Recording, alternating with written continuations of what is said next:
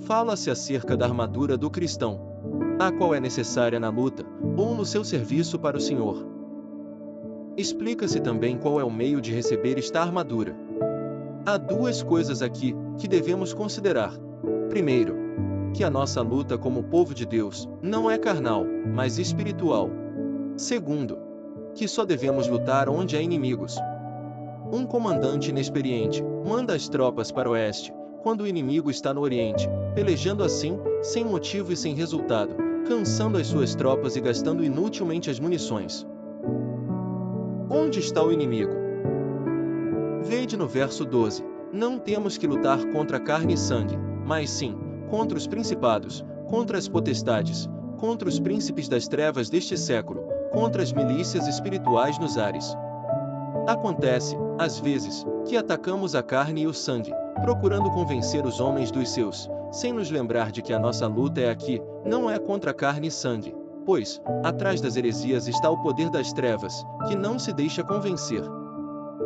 Segundo 1 João 2:19, o espírito do anticristo já vem reinando neste mundo, e os homens estão sendo movidos e dirigidos por esse espírito, e poderes estranhos. Não podemos, de forma alguma, convencê-los, pelo modo referido. Mas, devemos ter compaixão de tais pessoas, e concentrar a nossa luta contra o poder das trevas, que está atrás dos seus erros. E nessa luta, não vale nada o emprego de armas carnais. Se por acaso, vencermos as armas carnais, a nossa vitória é humana, mas, se a luta for espiritual, a vitória será divina. Às vezes, podemos pensar que a nossa obra é intelectual, e portanto, procuramos intelectualmente convencer os inimigos dos seus erros. O resultado de tal obra é que o povo fica convencido e não convertido. Há muitos trabalhos religiosos que são dirigidos intelectualmente. É um grande erro. São Paulo diz que a fé dos coríntios não estava fundada na sabedoria humana, mas no poder de Deus. Muitos trabalhos religiosos que não dão resultado são provenientes desta coisa. Pode-se fazer uma pregação importante, mas o inimigo não teme. Ao contrário, se alegra, fortalecendo-se mais. Por quê? Naturalmente porque nada perde. Se erramos o alvo, nada ganhamos. Uma pregação belíssima, um templo importante ou um grande número de membros, não tem a menor influência sobre o poder das trevas. Como vencer? Só há um meio de vitória, tanto para a igreja, como para o membro individualmente, a oração. Orando em todo o tempo, com toda oração e súplica. A oração vence tudo. Satanás queria empatar Paulo de ir à Macedônia, mas este o venceu. Como? Notai que ele diz, orai por mim. Ele não diz, eu sou um apóstolo, um homem sábio. Mas, apenas pediu a oração dos santos. Também, o apóstolo orava sozinho, como às vezes ali mesmo disse, dobro meus joelhos. Orava com os irmãos, como por exemplo na ocasião da despedida, na praia. Quando compreendemos o valor da oração, então, sabemos que o progresso do trabalho não depende da beleza e perfeição da linguagem. É um fator real, não depende disto. Tu podes ter pouca inteligência, pode ser fraco, mas, no entanto, ser abençoado. Como? Pela oração. Se oras, tens vitória, verás almas salvas, doentes curados e crentes batizados com o Espírito Santo.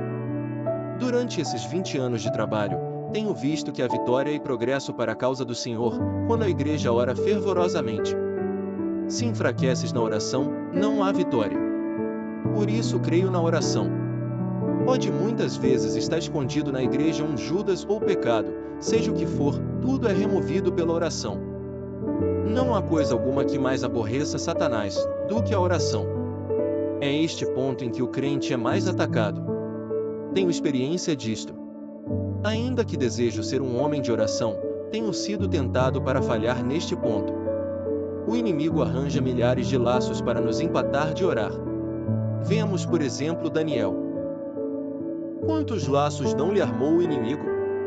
Mas Deus lhe deu vitória.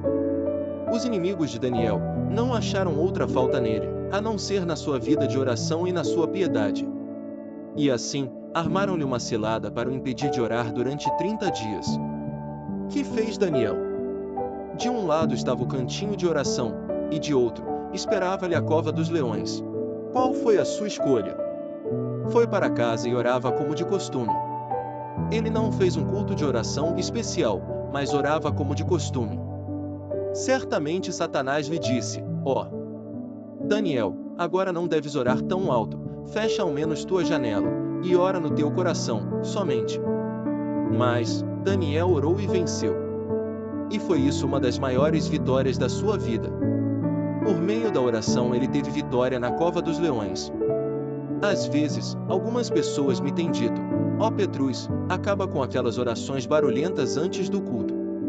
E depois do culto, para que orar tanto? Certa vez, fui convidado para jantar em casa de um amigo, um fidalgo crente. Havia também ali outros convidados. Quando estávamos sentados à mesa, ele disse o seguinte: em nenhuma igreja tenho achado tanta edificação para minha alma, como na tua. Aprecio muito as tuas pregações, porém, uma coisa quero dizer: acaba com os cultos de oração. Eu queria levar os meus amigos ao culto, mas temo que, por causa das orações barulhentas, eles se escandalizem. Acaba com aquele barulho e muito mais povo se irá unir à igreja. Escutei-o sorrindo, e depois lhe disse: o senhor não disse que tem achado tanta edificação na nossa igreja, como em nenhuma outra.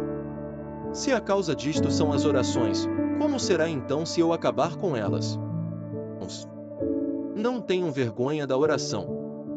Deixemos o mundo saber que estamos orando e que cremos no poder da oração. Tenho assistido a grandes reuniões em que cerca de 13.000 pessoas louvavam a Deus, de uma vez. Isto comove os ouvintes. Em nossa igreja temos oração ao meio-dia, cada dia. Foram umas irmãs que deram início a isto, vindo ao nosso escritório para orar. Também tenho assistido a esses cultos de oração. Essas orações têm continuado durante 18 anos, sem parar, e são assistidas por muitos ou por poucos. Se me dessem Estocolmo inteiro, eu não acabaria com tais reuniões. A oração é um poder que afasta as trevas, que liberta as almas e que nos ajuda a vencer em todas as lutas. Como é possível orar sempre? Somente estando cheio do Espírito Santo. O Espírito Santo nos ajuda a orar. Em nenhum ponto me sinto tão fraco como neste, por isso, não posso afirmar: agora, vou orar, mas posso dizer cada dia: ó Deus, ajuda-me a orar. Amém.